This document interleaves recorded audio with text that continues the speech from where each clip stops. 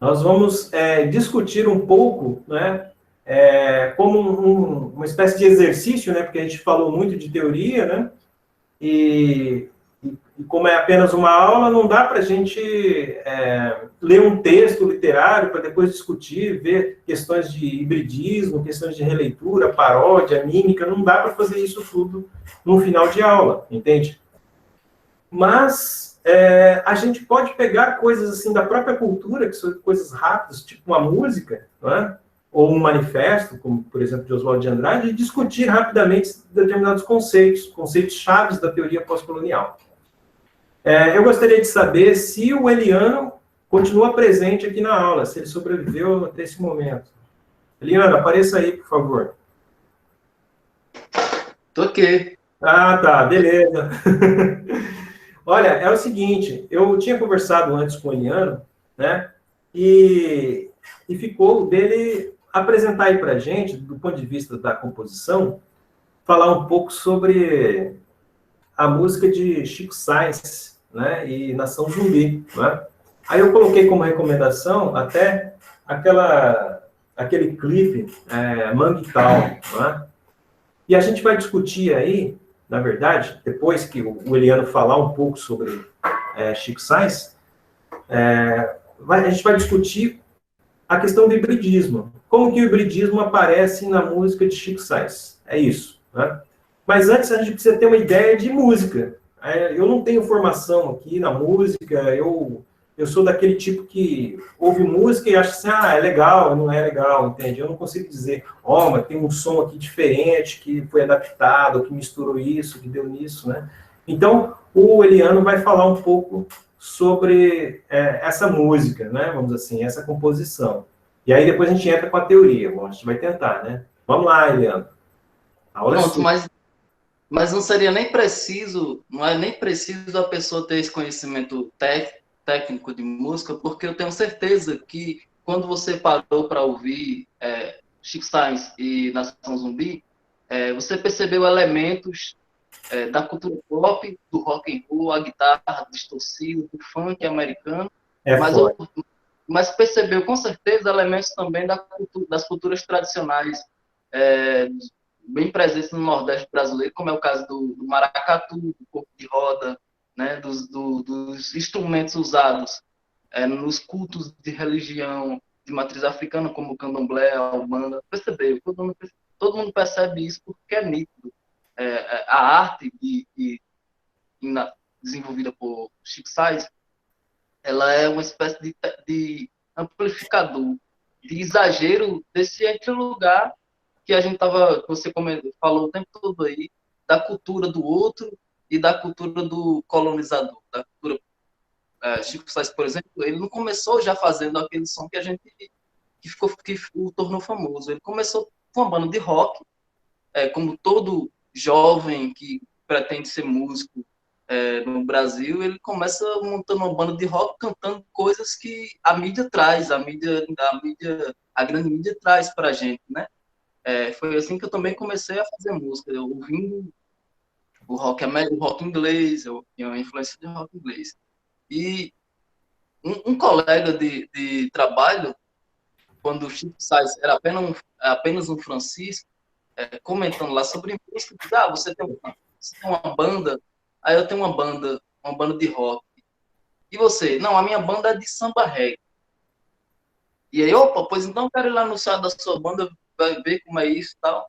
E aí, esse contato de Chico Sainz e Francisco ainda, assim, com o samba reggae e com os tambores de maracatu, deu um estalo nele, e aí ele começou a partir daí frequentar os maracatus, um lugar no Recife chamado Daruê, que era um centro cultural, e nesse centro cultural aconteciam lá os maracatus e os copos de roda, né?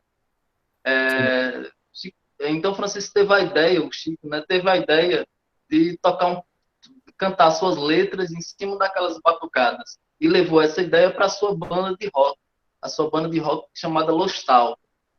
E aí os caras acharam aquilo meio improvável, porque uma banda de rock, uma formação de uma banda de rock, ela basicamente, geralmente, é um power trio, né?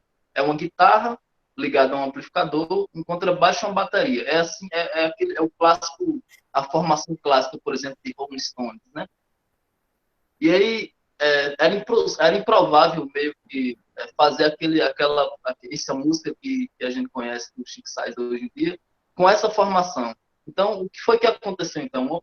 Uma junção do rock and roll, da banda de rock, com a banda Sim. de samba reggae, com os tambores de maracatus, e deu essa mistura que é um exemplo de antropofagia, essa antropofagia que os modernistas falaram, né? O Oswald de Andrade falou, e depois do modernismo e a Tropicália também. Então, esses movimentos, o modernismo brasileiro na década de 20, em 22.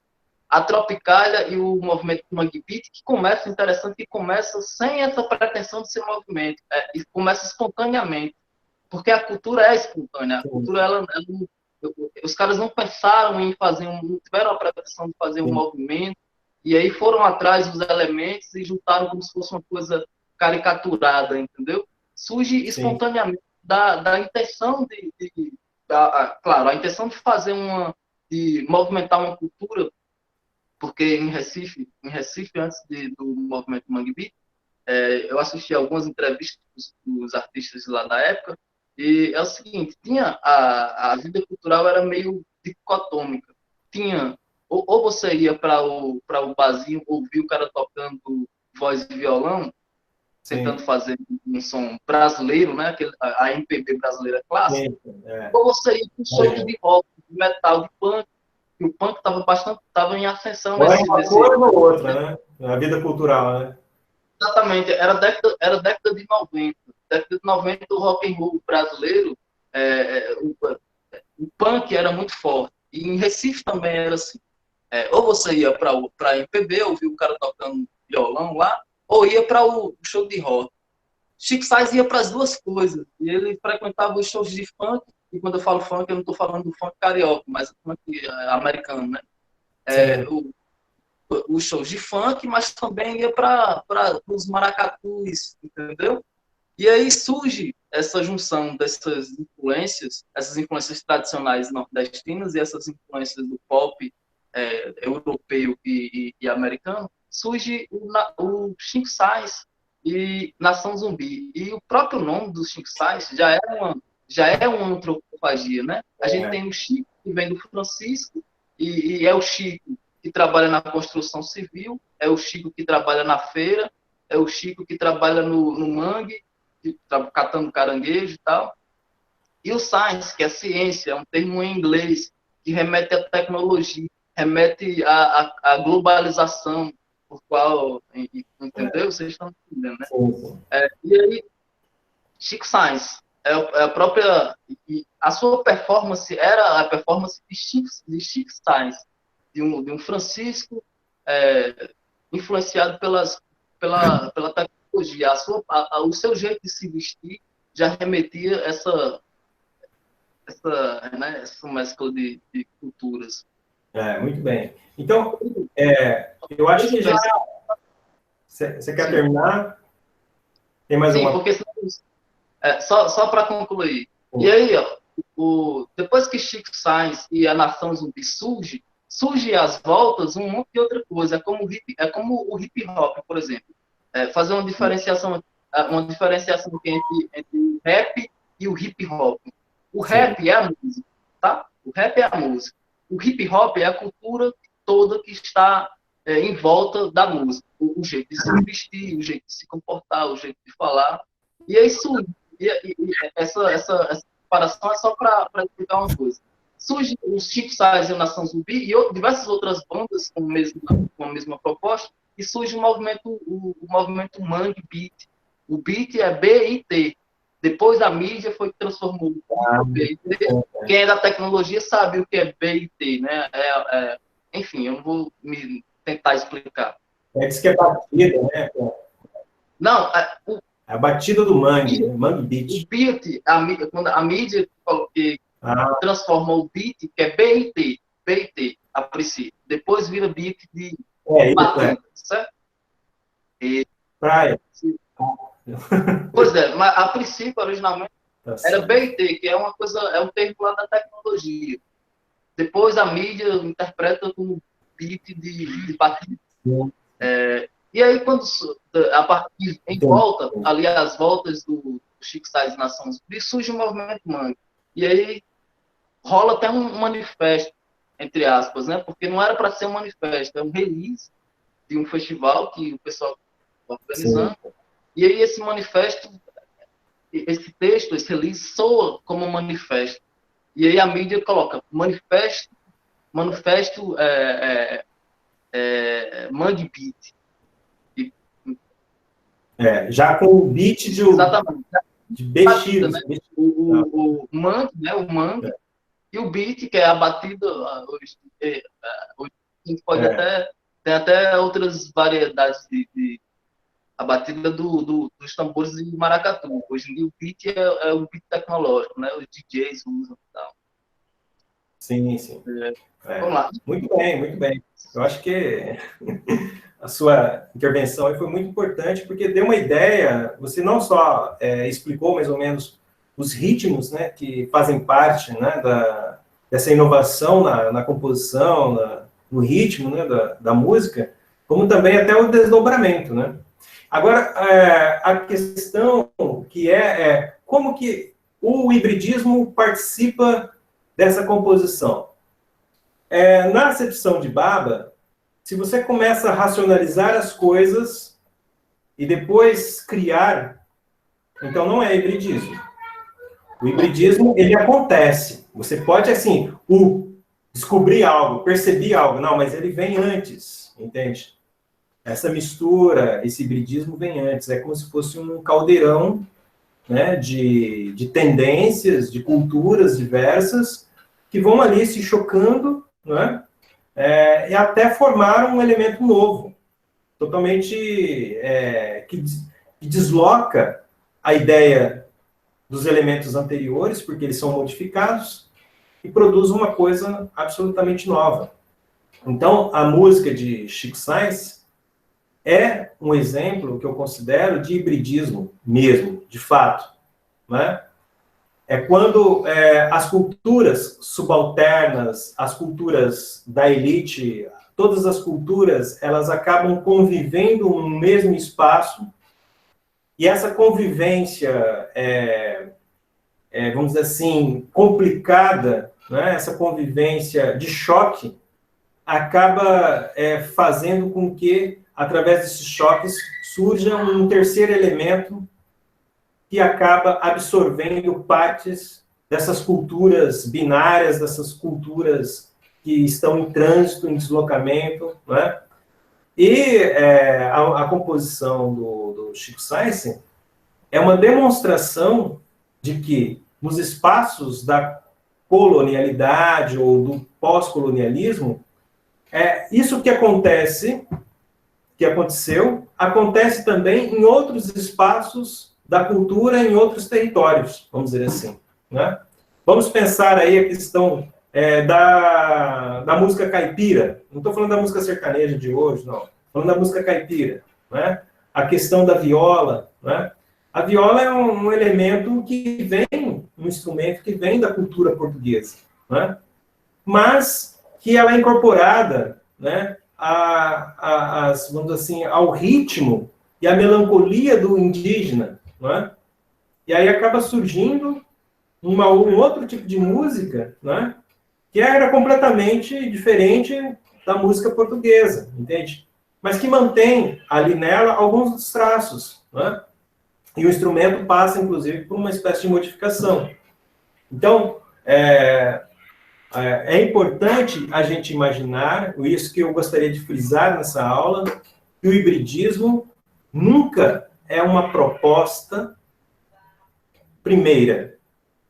Eu vou fazer uma coisa misturada porque eu vou atingir esse objetivo, o meu objetivo é fazer isso e aquilo. Não, você se encontra no meio desse processo. E você acaba sendo sujeito desse processo muitas vezes, nem mesmo sem você perceber isso, entende? Isso é hibridismo, não é? Então, essa é uma terceira via, vamos dizer assim, é um modo de tradução cultural. Quer dizer, Chico Sainz, ele traduz a cultura daquele momento através de uma nova forma, de uma composição completamente diferente. Então, o produto dele, que é a música, é a tradução cultural, é a resposta àquele, por exemplo, movimentos, segundo o Eliane, a gente não combinou isso não, tá? Aqueles movimentos da música que estava acontecendo naquele momento, de um lado, o pessoal que curte rock, do outro lado, o pessoal que curte mais uma música ali regional ou daquele local, entende? Ou seja, juntam-se essas tendências e se produz algo completamente novo, entende?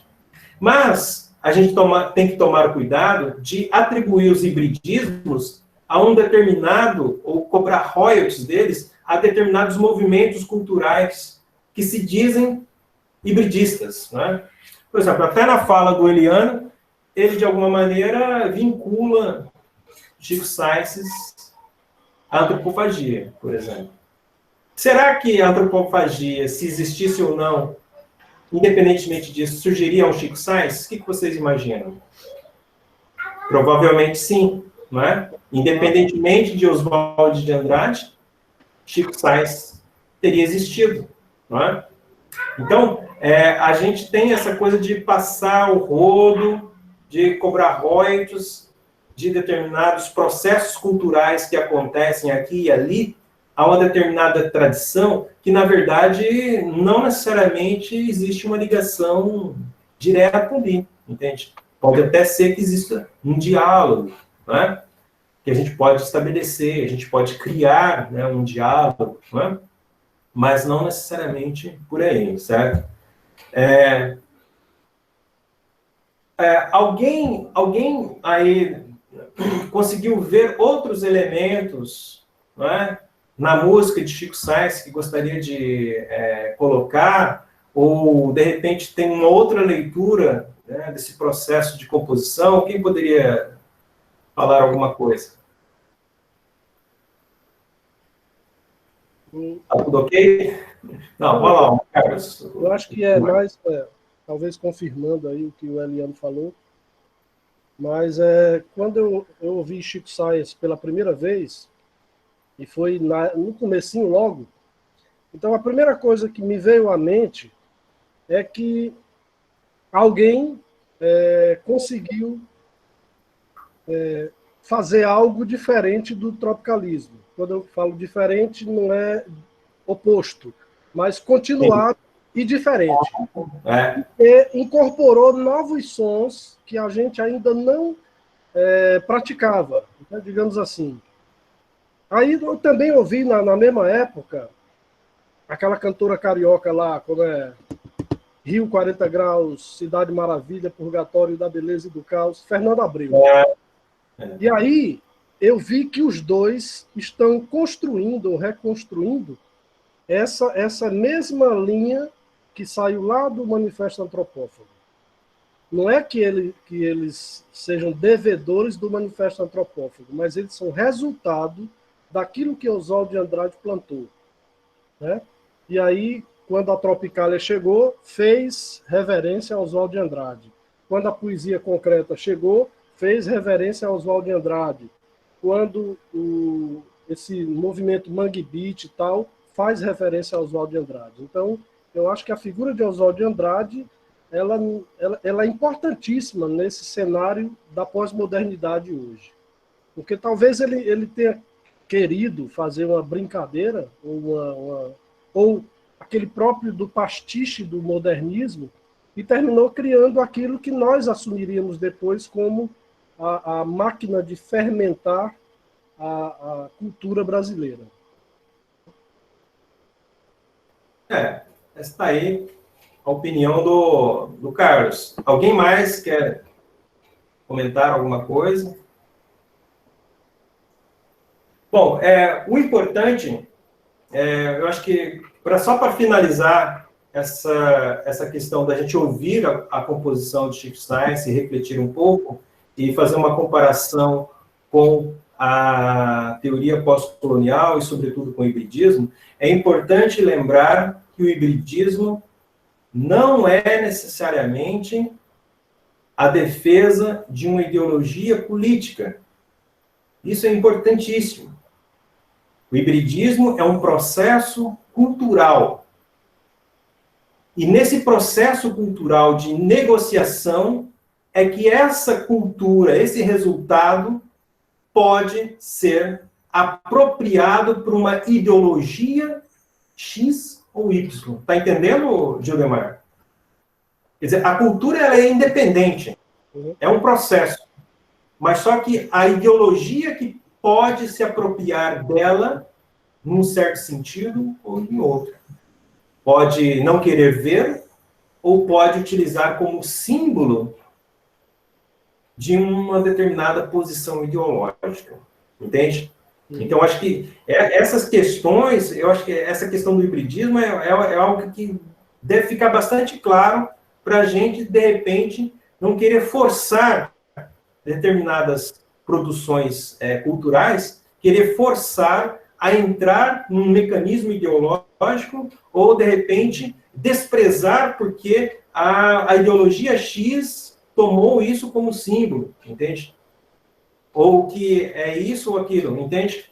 Então, isso é extremamente danoso para a cultura, mas também, ao mesmo tempo, isso faz parte de um processo, de um debate, de uma relação de poder. Por isso que o Baba fala do hibridismo, de que o hibridismo acontece, mas que nesse processo está ligado também às várias disputas ideológicas para, de alguma maneira, ter o controle da narrativa desse produto cultural. Você está entendendo como que o negócio é complexo?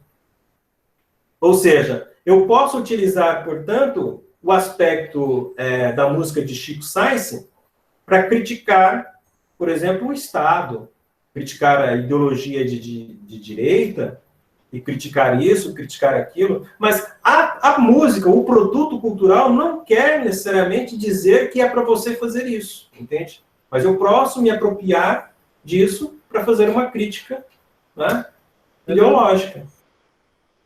Eliane. Olá. Eu acho que ficou claro isso, eu acho que separar isso, por exemplo, trocando em miúdos, né? Eu posso ler um poema do Carlos Gildemar e colocar esse poema como um símbolo do bolsonarismo, né? Ou seja, por quê? Porque eu estou eu posso fazer uma apropriação do produto cultural dele, e ele, como autor, ele já está morto, vamos dizer assim, né? Depois que você produz, coloca esse produto na sociedade cultural, você não é mais dono, entende?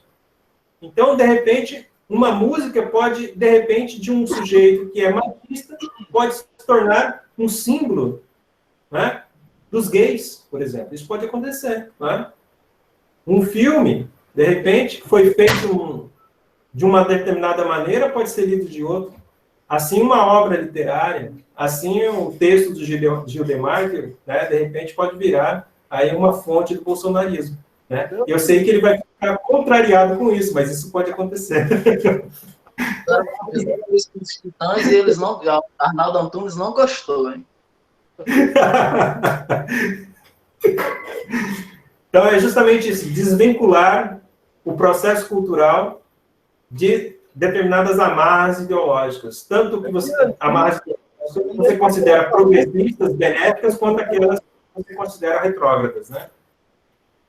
Fala, Gildemar. A Eliane está querendo falar e o microfone dela está desligado. Faz tempo que ela acena aí.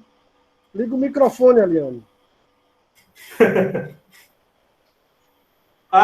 Não dá para ouvir. Tá sem, ó. Está desligado. E agora, então, eu acho que o Gildemar vai cair da cadeira quando a gente discutir, então, o manifesto de antropofagia, né? Vamos ver, então? Eu fiz uma pergunta para todos, que é mais ou menos o seguinte. Imagine aquele indígena, né? Líder indígena e intelectual brasileiro, Ailton Krenak, né?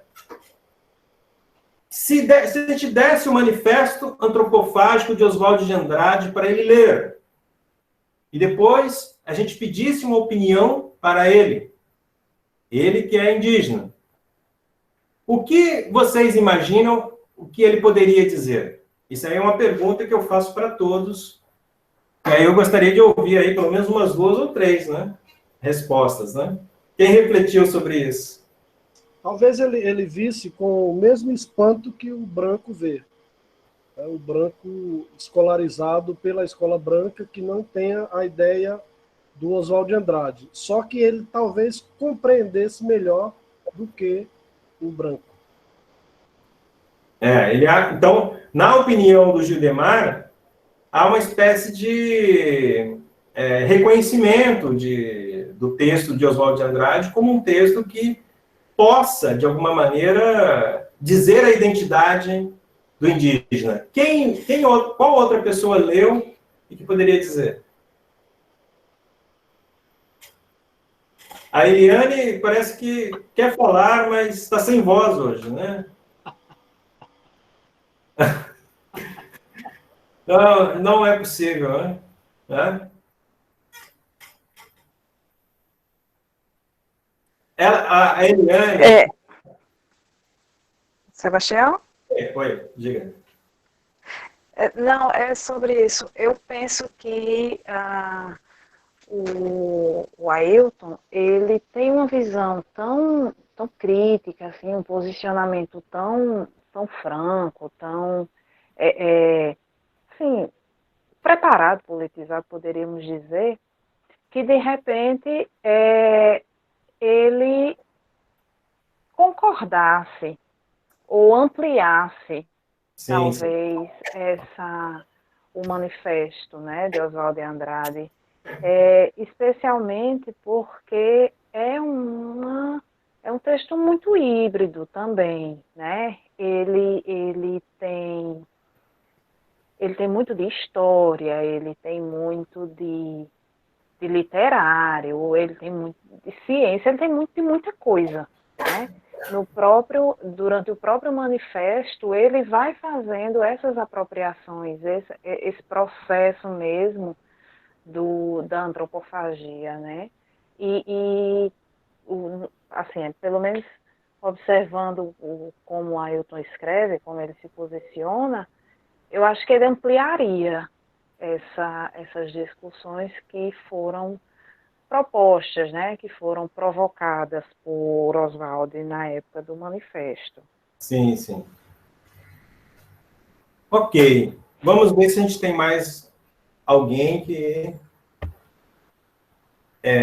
poderia pensar um pouco mais, uma resposta um pouco mais diferente. Vamos ver aqui. Eu vou olhar aqui quem está online aqui com a gente. Professor. Oi. Boa noite, gente.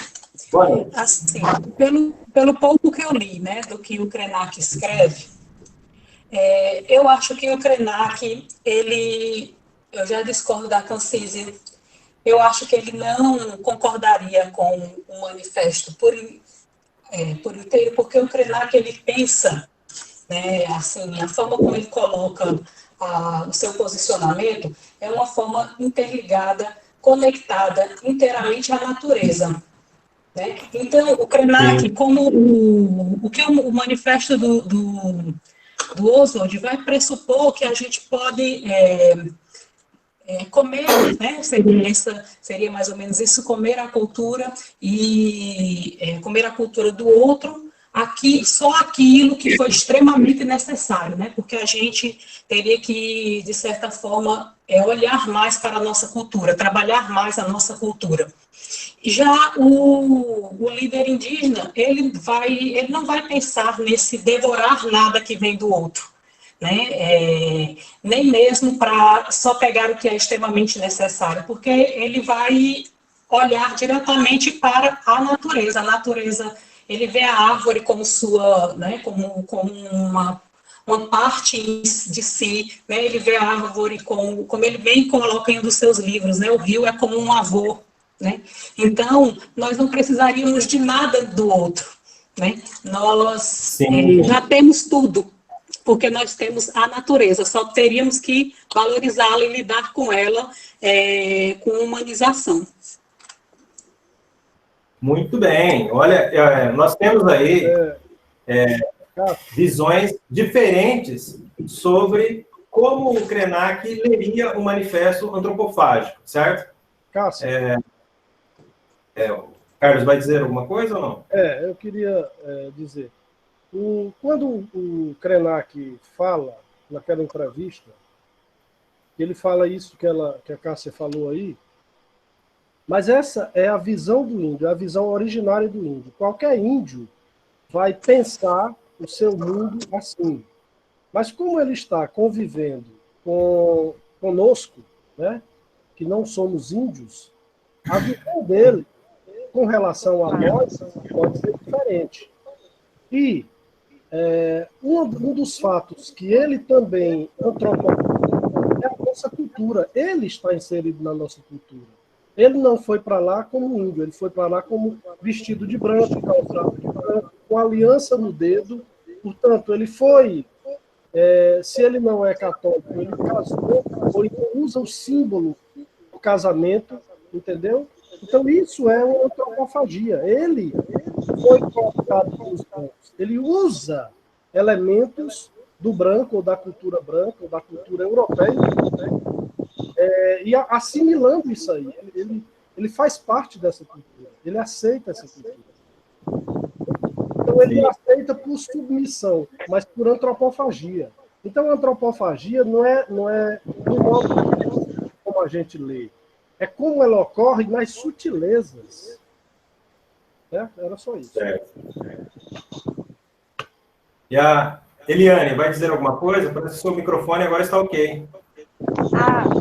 Assim, eu estava pensando aqui nessas considerações que foram feitas, né? E parabenizar também a apresentação da Eliane, que foi muito boa. Quando a gente pensa no próprio Chico Sainz, né? Na questão do Mangue Beat também, a gente vai verificar que essa questão em relação ao manifesto, né? Falaram um pouco aí também do Krenak também. Eu concordo com o que a Cássia disse também um pouco. O Krenak tem muito essa questão da associação com o aspecto também da natureza, de pensar na natureza. A própria denominação de índio para o Krenak, né? Porque a gente, no caso aqui, a gente poderia até estar falando assim, como é que eu poderia colocar aqui? Na questão do outro, né? Então, a fala dele, quando ele coloca até esse conceito do índio, ele faz vários questionamentos, né? E isso foi uma denominação imposta pelos colonizadores, né? Porque tem aquele aspecto histórico que todo mundo já sabe, e econômico também, que queria se chegar até as Índias, né? E, assim, a questão também do Mangue Beat, o próprio Mangue Beat, ele tem também um manifesto, que é justamente o manifesto do caranguejo, o caranguejo com cérebro, né? Sim.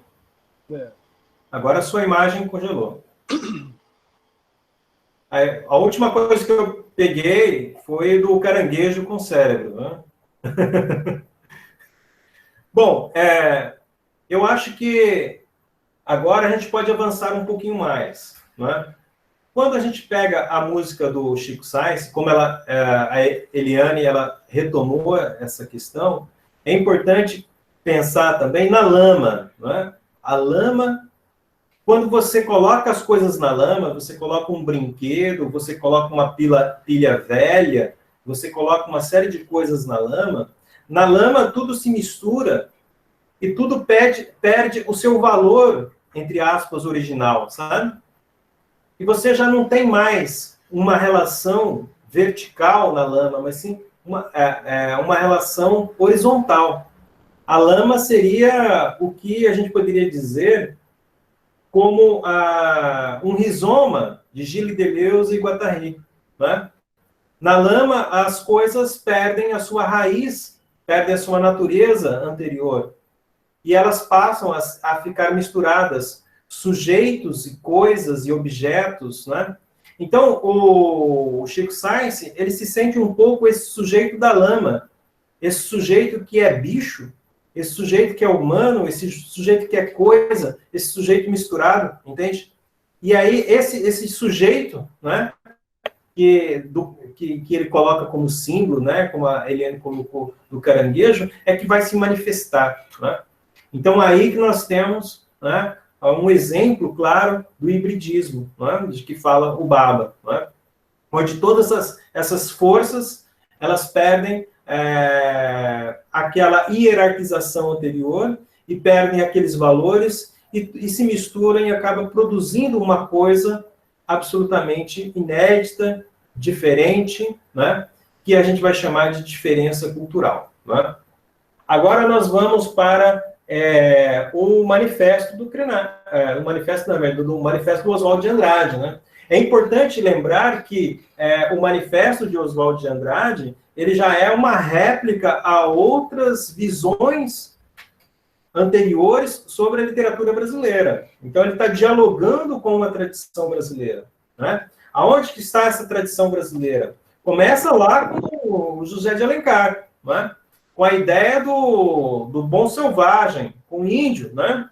Então, a ideia de índio, né, como a Eliane colocou, a própria ideia de índio não é uma ideia indígena, né? Os índios foram, aqueles sujeitos, né, da América do Sul foram denominados indígenas. Então, já existe uma hierarquização, né, de poder e de subalternidade do índio em relação aos outros. Então, já é importante isso. José de Alencar, né, ele incorpora essa visão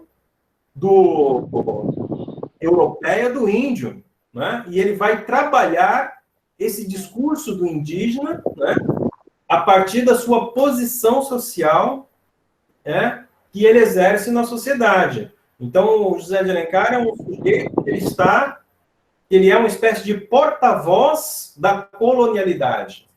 Ele quer ser o representante dos subalternos frente aos europeus, né? Então, é claro que ele vai, então, marcar essa diferença do indígena europeu em relação ao indígena brasileiro, né? Então, ele vai trabalhar dentro desse discurso, dessa narrativa que é europeia, né? Da criação de um indígena, né? E vai colocar esse indígena como símbolo nacional, né?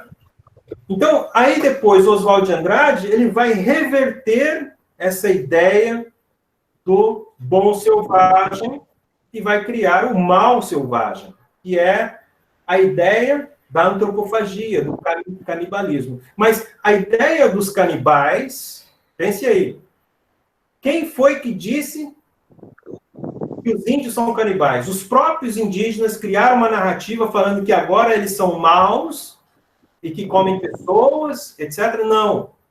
As narrativas que falam do mal selvagem são todas narrativas de brancos, muitas vezes assustados, entrando na selva amazônica com medo de morrer, de ser pegos.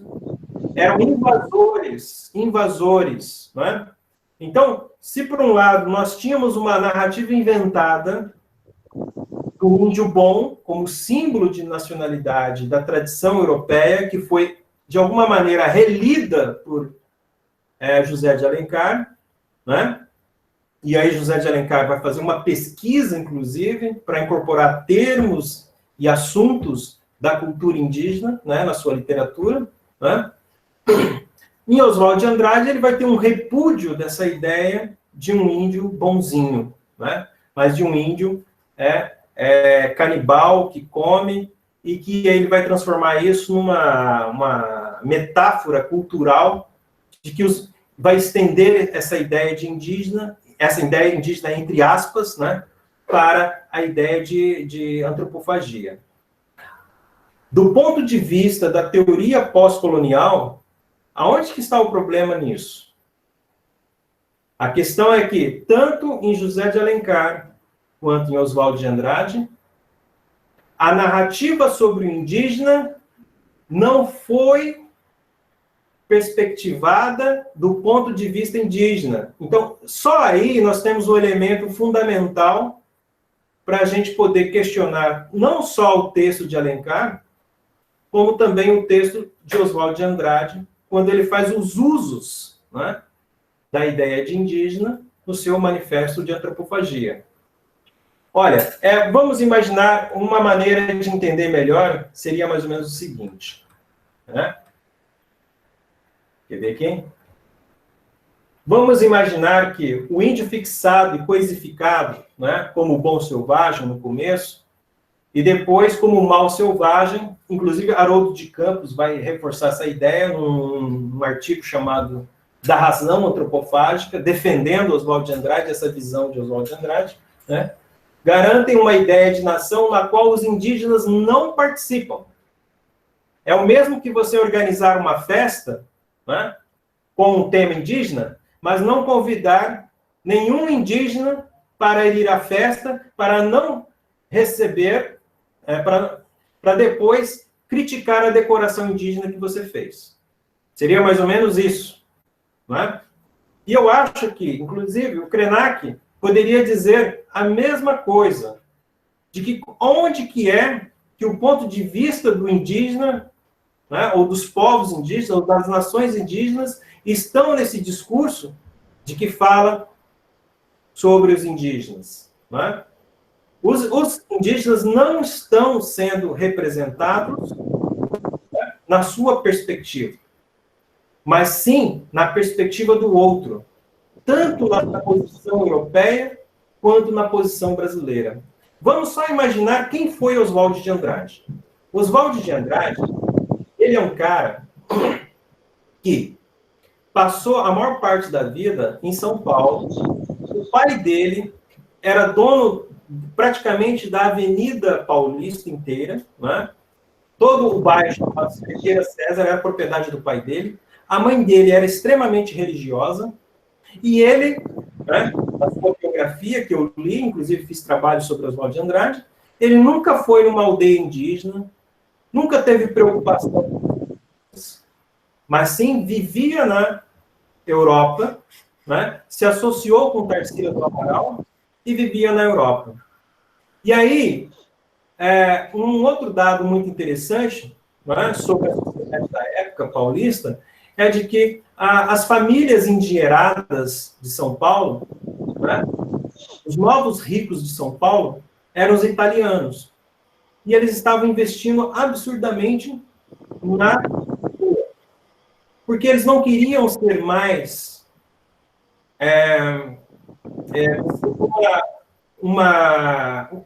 na cultura marginais em relação ao Rio de Janeiro. Rio de Janeiro, que a gente considera aquele período do Rio de Janeiro como, entre aspas, pré-modernista, ali do período do Lima Barreto, o período do João do Rio, já mostra um Rio de Janeiro decadente, né? E aí surgem os novos ricos através de fazendas, né, de plantação de café e de alguns industriais, né, que ficam ali na região do Brás, né? E esses novos ricos, eles querem ser representados, entende?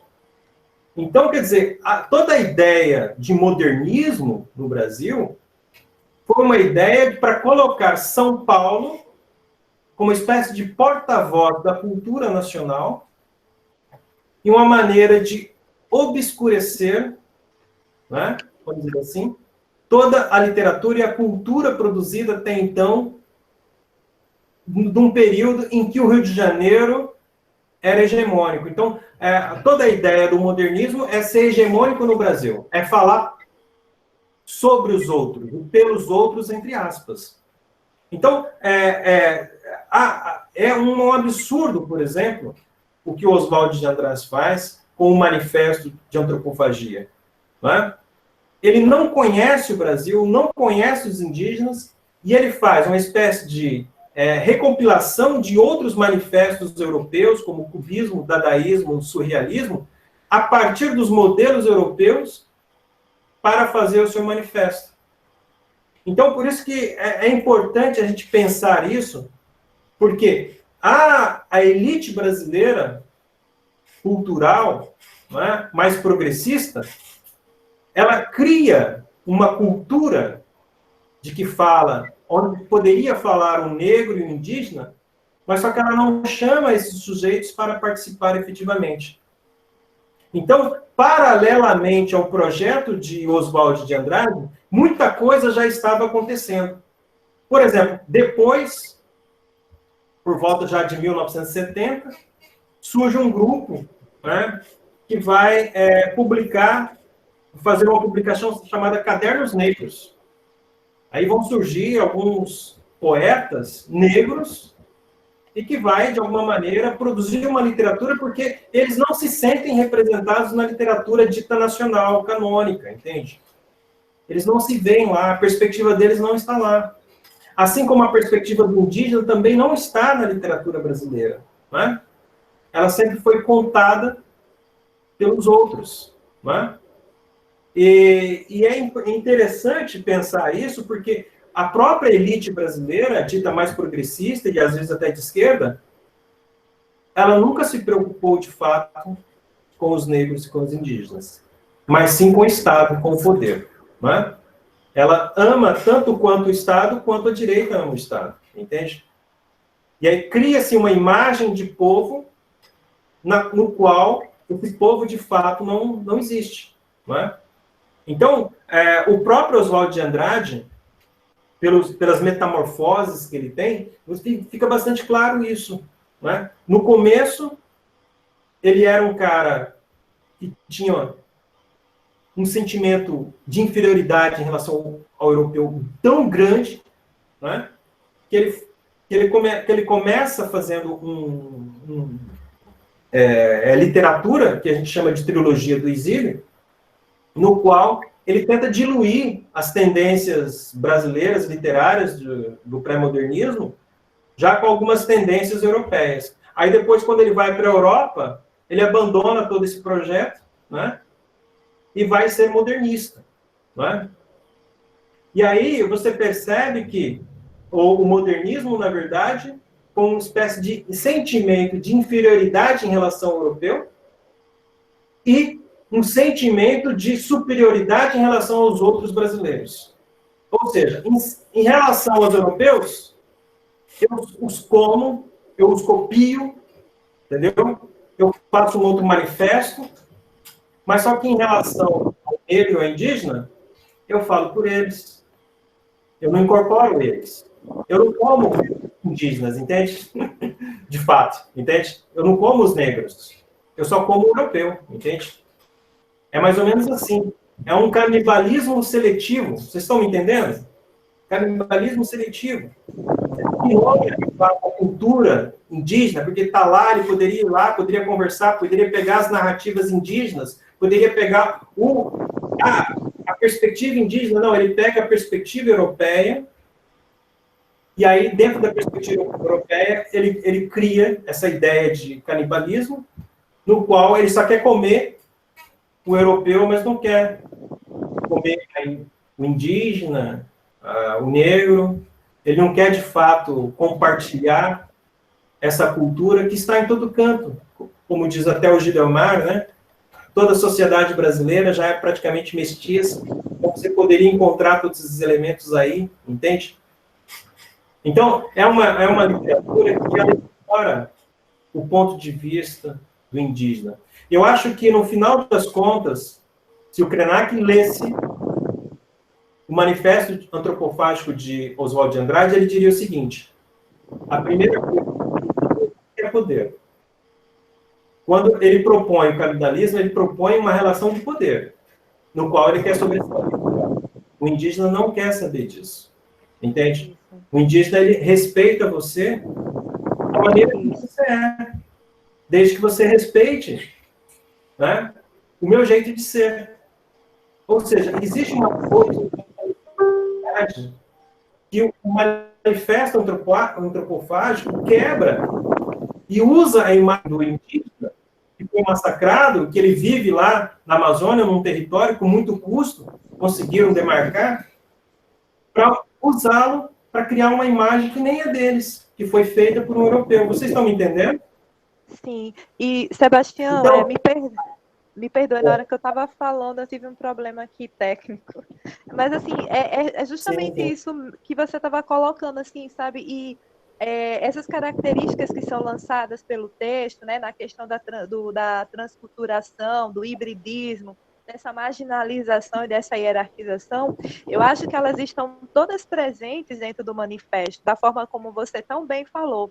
E também porque o próprio texto e o próprio Krenar também, ele vai colocar isso aí. Ele vai falar sobre um processo de um colonialismo que é reduplicado, que se produz dentro da própria colônia. Então, a gente pararia para pensar nesse aspecto pós-colonial. Mas será que a gente ainda não reproduz o próprio discurso do colonizador, mesmo quando a gente quer se desvencilhar dele, né?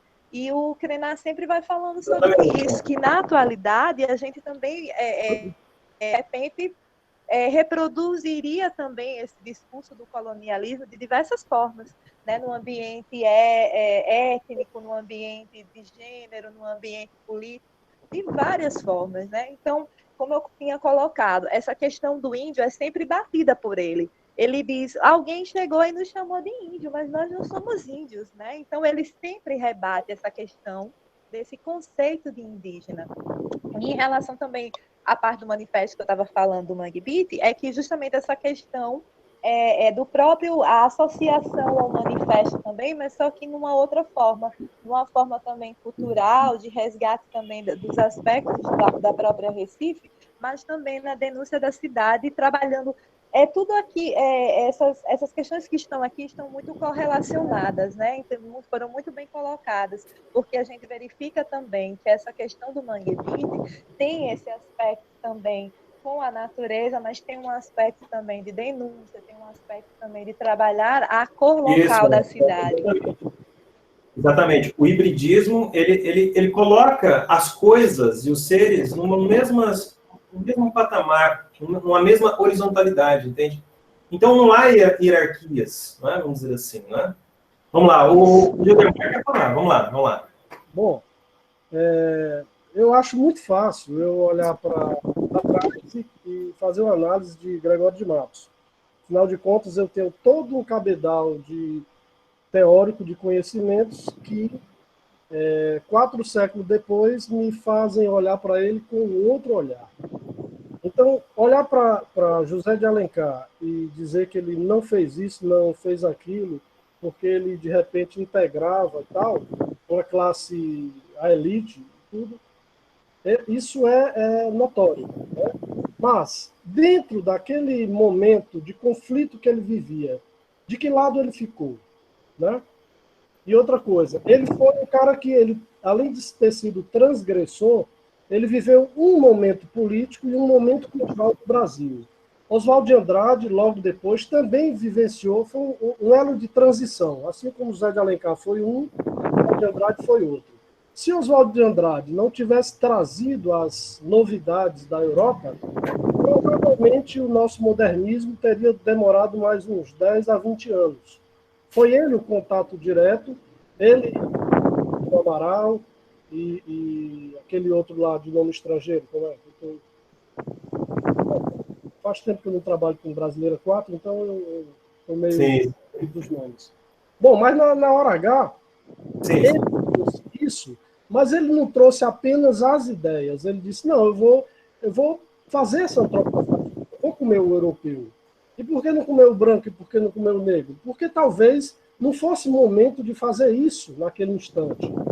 Os negros tinham acabado de sair de uma abolição, estavam no processo de adaptação a esse do trabalho sem trabalho. E aí, qual era o objetivo? Era clarear, abrir caminho para as novas letras, financiados, como você disse aí, pela burguesia italiana. E eles foram buscar exatamente o primeiro manifesto que foi publicado no Brasil, foi o manifesto de turista. Foi publicado em Natal. O Marinette, verdade. De Natal. Olha que coisa maravilhosa. Ninguém leu. Aí, muito tempo depois, quando o Gilberto Mendonça Pérez estava estudando Vanguarda, descobriu isso e colocou lá no livro dele. Então, essas transições de que fazem parte Alencar e Oswaldo de Andrade, a gente tem que olhar isso aí, talvez, com um olhar mais generoso. Sim, sim. Não apenas rebater aquilo que ele não poderia ter feito, que ele poderia ter feito. Exatamente. Aí, Gilmar, ó, é interessante pensar, lembra que de um ponto fundamental da nossa aula de hoje, que é assim, a gente vai reler a literatura brasileira, mas não no sentido de demolir e jogar fora, entende? Isso. Mas sim de procurar novos olhares e brechas nessa literatura que não foram satisfeitas, né? Então, quer dizer, Alencar, Oswaldo de Andrade, eles vão continuar sendo lidos e apreciados, mas nem por isso a gente vai deixar de repente, fazer outras leituras e buscar essas brechas desses discursos literários, inclusive canônicos, né, e europeizados, sobre a nacionalidade brasileira. Vamos lá. Só para fechar. Grande parte do que você falou está escrito na minha tese. Eu estou achando que minha tese está ficando uma maravilha. Depois de vista, revista, defendida, está ótimo. Eu falo isso categoricamente. Os índios não têm uma perspectiva indígena para de eu sou muito categórico quando eu coloquei isso na minha tese, né? E aí você disse de uma forma que eu não escrita. Então, de uma certa forma, eu estou em consonância com esse discurso aqui. E quando eu paro para poder focar em José de Alencar, ou focar em Oswaldo de Andrade, ou em qualquer outro autor que porventura surge aqui, eu não estou querendo desfazer a visão que está se colocando nesse momento. Eu estou querendo dar um outro contraponto, né? Um contraponto contextual. Será que nós temos a mesma condição de criticá-lo se nós estivéssemos lá naquele momento? De que lado nós estaríamos? Né? Exatamente. Mais ou menos por aí. Mas eu gostei. É isso mesmo, Gildemar. Tanto é que quando a gente analisa as sociedades coloniais, a gente vai perceber que existiu um José de Alencar também em um outro país, que negociou, vamos dizer assim, a identidade dessa maneira. E toda negociação de identidade, lembra que ela é sempre desigual? Sempre alguém sai perdendo. Né? Nesse caso, bom, os próprios objetos, né, desse discurso foram os maiores perdedores, né, vamos dizer assim, né, nesse processo. Mas no processo de identidade, na formação das identidades dos países, né, que foram colonizados, ou depois da colonização, né, no processo pós-colonial, eles passaram por esse processo também. Então, quer dizer, se não fosse o José de Alencar, teria sido um outro, entende? Que tinha feito essa negociação com os europeus. Né? Se criaram uma identidade nacional, mas que essa identidade nacional fosse, de alguma medida, diferente em alguns aspectos, mas muito semelhantes em outros, em relação ao europeu. Justamente para não perder essa conexão. Né? Eu afirmo com toda a veemência que José de Alencar foi o primeiro crítico da literatura pós-colonial a fazer deliberadamente uma crítica. Quando ele escreve a Carta à Confederação dos Tamoios, que ele publica no Diário do Rio de Janeiro, que é exatamente negando o poema de Gonçalves de Magalhães, que é um poema europeizado. E Alencar vai mostrar para ele o que seria determinada passagem do poema que fala da vida indígena. Alencar vai dizer como o índio faria, ou como o índio agiria dentro de um sentimento indígena, que ele não conhecia, o Gonçalves de Magalhães, e o Alencar conhecia, e aí não me pergunte, ele conhecia como? Né? Bom, eu só sei que ele se contrapõe ao poema de Gonçalves de Magalhães. E ao fazer isso, ele efetua a primeira crítica literária fundamentada numa obra que nós temos no Brasil. Então, para mim, é extraordinário.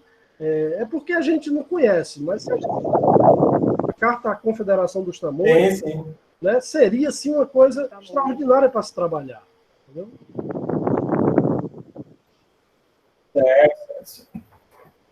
Vamos lá, eu acho que a aula está se estendendo, vamos já partir para as considerações finais, gente. A Eliane vai dizer alguma coisa? Não, era mais isso mesmo que eu tinha colocado mesmo, assim, sabe? Que eu estava pensando em relação quando você falou do posicionamento do Ailton Krenak, né? Então, a primeira coisa que me veio à cabeça foi justamente quando ele nega essa ideia do conceito mesmo do... Sim, exatamente. Né? Bom, então vamos finalizar a nossa aula de hoje. Nós discutimos na aula de hoje alguns conceitos chaves da teoria pós-colonial, como diáspora, hibridismo, releitura e reescrita. Não é? Nós vimos isso. E uma outra coisa, a gente fez um exercício crítico também. A gente pegou alguns clássicos aí, né, da literatura, né, como, por exemplo, o Manifesto Antropofágico, e a gente pegou também uma música, né, produzida por Chico Science, e a gente tentou refletir, né, pensar, através da teoria pós-colonial, como que a gente poderia perceber essas manifestações, né?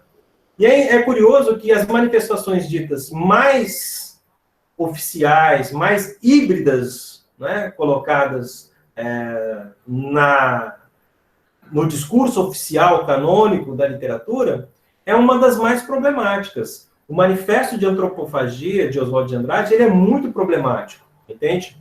Mas isso não quer dizer que ele não é necessário, né, na nossa cultura. E de que também isso não é um exercício de negacionismo, falar que ele não teve importância. Muita coisa que veio depois decorreu do Manifesto Antropofágico, como, por exemplo, né, as peças de Zé Celso, a Tropicália, muita coisa surgiu. Mas só que a gente tem que, de alguma maneira, vamos assim, tentar buscar, né, verificar as brechas, aquilo que falta, né, no manifesto, aquilo que ele não deu conta, ou que ele não dá conta na nossa atualidade, entendeu? Agora, a importância dele naquele momento, naquele contexto que surge, é espetacular. Oswald de Andrade, em relação àquilo que se produzia na época, né, existia um movimento lá chamado ANTA, integralista. Bom, qualquer coisa que pudesse contestar esse pessoal já era bom, né? Vamos dizer assim, né? Então, quer dizer, foi um avanço bastante grande, né? Mas a gente não pode deixar de ler criticamente essas produções culturais. E uma outra coisa que foi muito legal, muito bacana que a gente viu, foi como que o hibridismo ele acontece sem permissão, sem pedir permissão, sem pedir um posicionamento ideológico, né? De como que as coisas acontecem, né?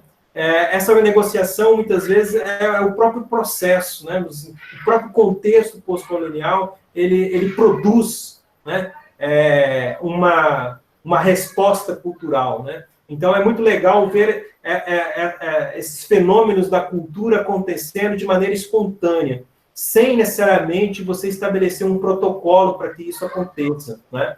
Então, a literatura de elite, muitas vezes, né, erudita, ela cria protocolos, né, para criar literaturas, né?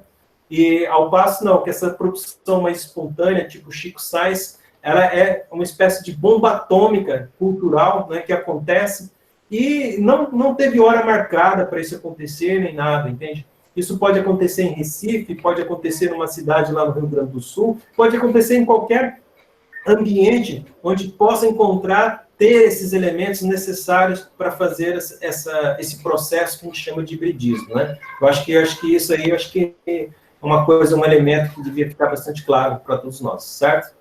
Então, era isso.